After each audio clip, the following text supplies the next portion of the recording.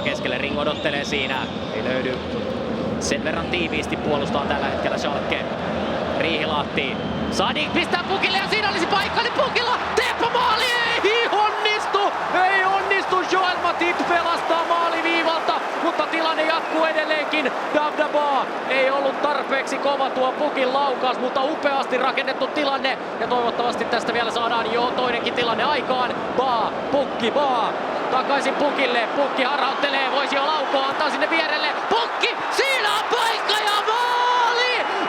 1-1! Teemu Pukki iskee HJK:n tasoihin. Hän tuhri yhden paikan, mutta ei tuhri toistamiseen. Ja näin HJK saa sen vierasmaalin, mitä se kaipasi tässä vaiheessa, kun Schalke teki tuon ensimmäisen osuman. Ja Ralf Rangnick on raivoissaan. Upea maali kerta kaikkiaan Teemu Pukilta, mutta se oli kyllä kerta kaikkiaan upeasti rakennettu tilanne. Ja tässä se nähdään.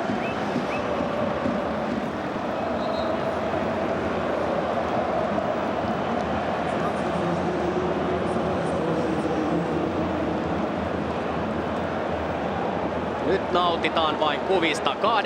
18 peliminuutti.